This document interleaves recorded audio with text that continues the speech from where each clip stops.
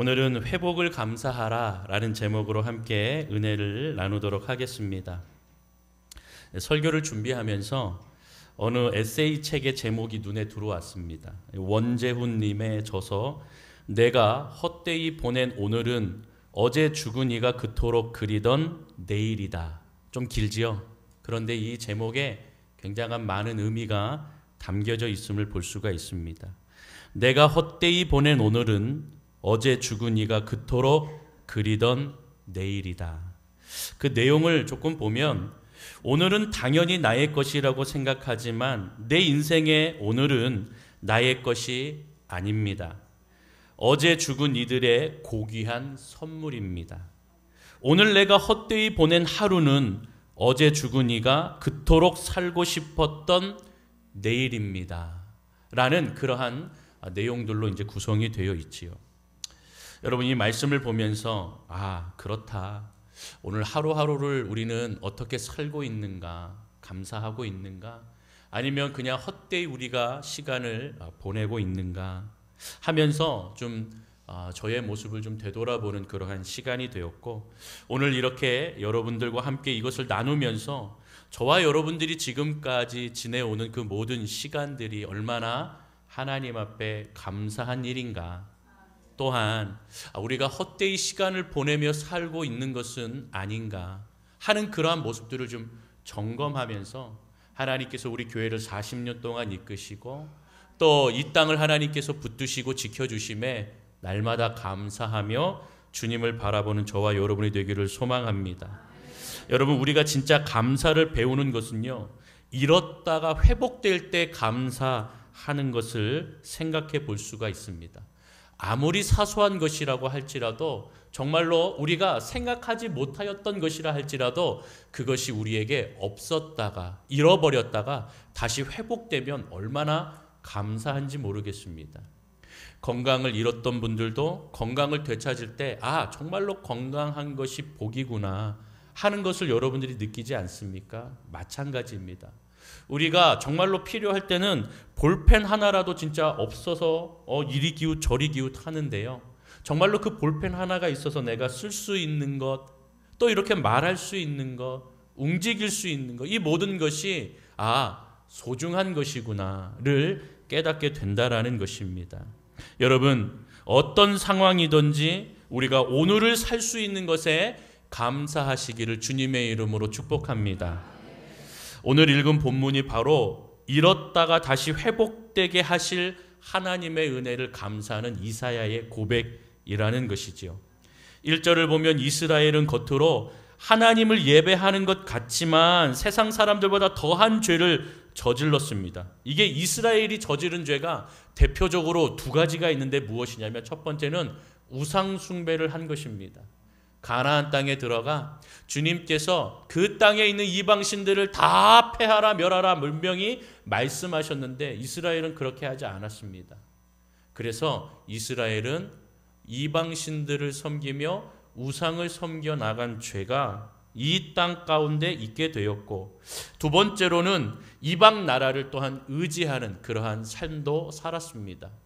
물론 다윗과 솔로몬 때에는 거대한 민족과 큰 힘을 이루며 살아가기도 하였지만, 시간이 지나서 이스라엘이 약소국이 되고 주변의 이방 나라들이 힘을 얻을 때 애굽을 의지하기도 하고 아수르를 의지하기도 하고 바벨론을 의지하기도 하였던 것이 이스라엘의 모습입니다. 결국은 이렇게 이방 민족을 의지하다가 북이스라엘은 아수르에 의해 멸망당하고 남유다는 바벨론에 의해서 멸망당하는 꼴이 되었던 것을 우리는 너무나 잘 알 수가 있는 것이죠.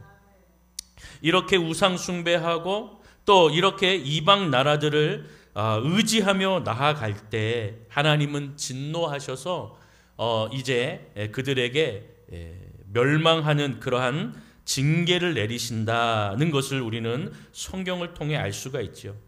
그러나 여러분, 그 진노와 징계로 이스라엘이 끝난 것이 아니라는 것 또한 우리가 알고 있습니다. 하나님께서는 이사야를 통하여서 회복의 은혜를 주시겠다라는 약속을 분명히 허락하시는 것을 볼 수가 있죠.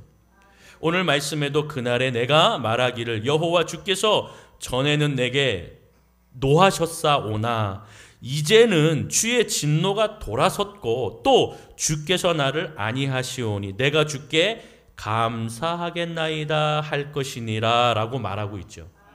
여러분, 이것은 하나님이 회복을 주시겠다라는 약속이라는 것이죠. 여러분, 그런데 어찌 보면 우리가 이 이스라엘이 실패한 것 또한 은혜라는 것을 기억해야 됩니다.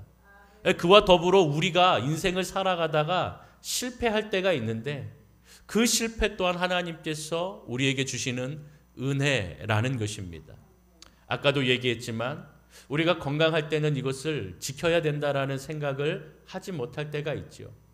볼펜 하나, 또 커피 한 잔, 우리가 사소하게 여기고 숨쉬는 이 공기 또한 우리가 너무나 생각하지 못하는 그러한 시간들 속에 살다가 어느 순간 우리가 건강을 잃게 되고 회복하는 순간, 또 우리에게 없었던 것을 다시 찾아 나가면서 회복되는 그 모든 것들이 은혜이구나. 그러면서 이 실패 또한 하나님 앞에 내 죄를 드러내고 하나님 앞에 회개하는 것 또한 은혜가 되는 것이고, 또한 그 회복의 은혜를 통하여 우리가 날마다 살아가는 존재라는 것 또한 깨닫게 하심도 은혜인 줄로 믿습니다. 그러니까 우리는 은혜 아니면 살 수 없는 존재가 분명합니다. 우리는 하나님의 은혜가 아니고서는 한순간도 살 수 없는 존재임을 고백하는 저와 여러분이 되기를 소망합니다. 여러분, 2절에 보니 보라 하나님은 나의 구원이시라 라고 얘기하고 있죠. 하나님의 은혜를 말로 듣는 사람이 있고요, 또 하나님의 은혜를 체험하는 사람이 있습니다. 이스라엘이 이방 나라, 아까도 이야기했지만 아수르나 애굽이나 바벨론을 그렇게 이방 나라를 욕하지만 뒤로는요 그들에게 손을 내밀었습니다. 애굽이 힘이 강할 때는 아수르나 바벨론의 손을 내밀었고, 아수르가 강할 때는 애굽의 손을 내밀고 바벨론의 손을 내밀고, 그렇게 하면서 뒤로는, 앞으로는 이방 민족을 욕하고 하나님 앞에 이 민족이 우리를 괴롭히고 힘들게 합니다 라고 얘기하며 하나님 앞에 고하지만 뒤로는 이들에게 의지하는 그러한 잘못된 죄악을 범하는 것을 말해주고 있죠. 그러나 그들은요, 이스라엘, 이 이방 민족은 분명히 이스라엘을 삼키는 자들이었다라는 것이죠. 결국에는 이 이스라엘 민족이 아수르와 바벨론에 의해 멸망당한 이후에 하나님 앞에 우리의 생각이 어리석었다라는 것을 이제 깨닫게 되고 고백하게 되는 것입니다. 여러분, 그러한 시간이 바벨론에 의해서 망하게 되고 바벨론의 포로로 잡혀가면서 그것을 깨닫고 고백하게 되는 것이죠. 지금까지 하나님께서 역사 속에서 우리를 인도하시고 그렇게 선지자들을 보내면서 우리에게 주님께 돌아오라고 말씀하셨는데 우리가 그러지 못하였구나 하는 그러한 자신들의 죄를 회개하고 어리석음을 깨닫게 되었던 것이죠. 그렇게 세상에 기대었다가 세상에 손절당한 후에 하나님의 사랑이 얼마나 큰지 이들이 고백하게 되는 것입니다. 여러분, 집을 나가봐야 부모의 그늘과 부모의 사랑이 얼마나 감사한 은혜인지 그것을 깨닫게 된다는 것이지요. 여러분, 그러니까 오늘 2절의 말씀에 보라 하나님은 구원이시라 라고 하는 것은 무엇을 얘기하는 겁니까? 보라, 이것은 은혜를 이제 내가 깨달았다라는 그런 의미라는 것이죠. 하나님의 은혜를 내가 경험하였고 하나님의 은혜를 내가 깨달았고 내가 얼마나 어리석은 존재였는가 하는 것을 지금 고백하고 있는 것입니다. 그러면서 자신들의 입술로 이스라엘이 보라 하나님은 나의 구원이시라, 대표적으로 지금 이사야가 이렇게 고백하고 있는 것 아니겠습니까? 여러분, 이스라엘처럼 내가 체험하고 깨닫게 된 하나님, 그 하나님을 오늘 이 시간 우리가 그냥 듣고 아는 하나님으로만 그치는 것이 아니라 내가 나의 인생 속에 이렇게 하나님께서 호흡하게 하심도 공급하시는 은혜, 이 모든 것들이 하나님의 은혜구나. 이것을 깨닫고 체험하며 주님 앞에 내 입술로 고백하는 우리 연동교회 모든 성도님들 되시기를 주님의 이름으로 축원합니다. 구원의 결과가 무엇입니까? 3절에 보니 그러므로 너희가 기쁨으로 구원의 우물들에서 물을 기르리로다 라고 말하고 있습니다. 여러분, 구원의 결과는요, 다른 것 아닙니다. 하나님에 대한 신뢰, 하나님에 대해서 우리가 두려움이 사라지게 하시는 그 은혜, 그리고 힘과 또 주님이 나의 노래시다 라고 하는 것을 고백하게 하시는 그러한 은혜를 주신다라는 것이죠. 세상이 줄 수 없는 평안과 기쁨이 내 안에 충만하게 된다라는 것이 바로 구원의 결과라는 것입니다. 여러분, 광야는 불모지라고 말씀드렸죠. 사막입니다. 물이 굉장히 귀합니다. 그런데요, 나의 죄를 회개하고 주께로 돌아오는 자에게 주님께서는 구원의 우물을 준비하신다. 할렐루야. 그래서 거기서 물을 깃게 하시고 그 물을 마시게 하신다. 여러분, 이것은 바로 생명수 아니겠습니까? 이 구원의 우물에서 마시는 물은 생명수가 되시는 겁니다. 여러분, 신약에 보면 수가성의 여인이 예수를 만나 예수를 알아보지 못하는데 예수님께서는 이 여인의 모든 상황을 다 알고 계십니다. 남편이 많고 또 그의 인생의 여정이 얼마나 험난하고 험악했는지 다 알고 계시며 대화 속에서 이 여인과 이야기할 때 이 여인이 깜짝 놀랍니다. 그러면서 이 여인에게 말하는 것은 너가 예배하는 그 예배를 다시 세우라고 말씀하십니다. 그래서 바로 너가 지금까지는 이 세상 속에서 너무나 목말라 많은 이들을 의지하고 남편을 그렇게 여러 명 두면서 너는 세상의 갈망 속에 살아갔지만 바로 주님이 주시는 생명수를 마시면 영원히 너는 목마르지 않을 것이다. 온전한 예배를 드리고 온전한 예배를 회복하라라고 말해주고 있는 것이죠. 여러분, 오늘 우리에게 이 말씀을 통하여 구원의 우물을 준비하시겠다. 그리고 그 우물들에게 물을 기르라 라고 말하며 이스라엘에게 세상이 줄 수 없는 이 기쁨, 이 은혜, 이 평안의 놀라운 역사를 주시는 생명수와 같은 그 은혜가 오늘 저와 여러분들의 인생 가운데에 하나님이 준비하시는 생명수로 가득 채워지고 공급되기를 주님의 이름으로 축원합니다. 우리의 인생에 하나님을 만나는 것, 여러분, 그것이 우리가 영원히 목마르지 않는 은혜의 길이다라는 것을 분명히 오늘 말씀을 통하여 알려주는 것이죠.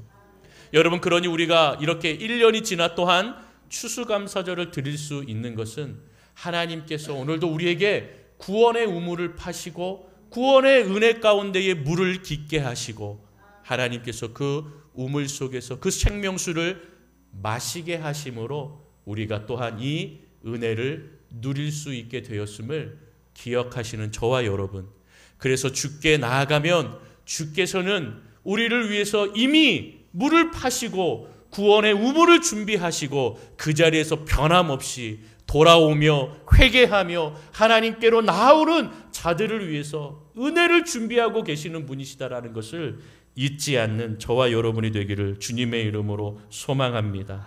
사랑하는 성도 여러분, 이제 말씀을 맺습니다. 오늘 이사야는요, 하나님의 진노로 고된 삶을 살아가는 이스라엘 백성에게 광야에서 생명수를 만나는 그 기쁨, 회복의 은혜를 전하고 있는 것입니다.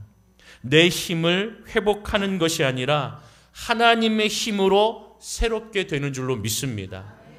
내 힘을 회복하는 것이 아닙니다.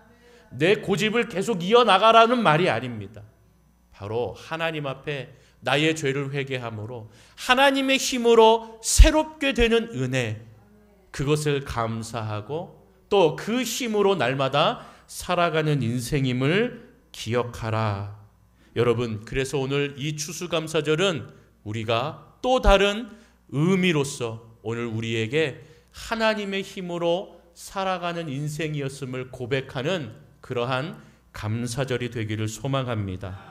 또한 학습과 우리 세례를 받으시는 우리 성도님들도 하나님의 은혜로 내가 이제 주님 은혜 아래 살아가고, 또 우리 특별히 세례를 받으시는 분들은 영적으로 다시 새롭게 거듭나며 세례를 통하여 우리가 또한 성령의 충만함을 받고, 또 오늘 이 시간 함께 하시는 분들이 함께 기도함으로 우리 공동체 안에 우리 하나님의 나라에 또 가족이 생겼음을 축복하고 감사하며 그 은혜 아래 거하며, 또한 우리 세례교인 이상 성찬에 참여하시는 우리 모든 성도들도 하나님의 살과 피, 우리가 이것을 기념하는 또한 의식을 통하여, 예식을 통하여 예수 그리스도의 사랑, 하나님의 그 은혜와 예수 그리스도의 보혈의 은혜로 내가 이 자리에 있음을 고백하며 기뻐하며 감사하는 그러한 저와 여러분들이 된다면, 오늘 우리가 광야와 같은 이 인생을 살아가는 삶에서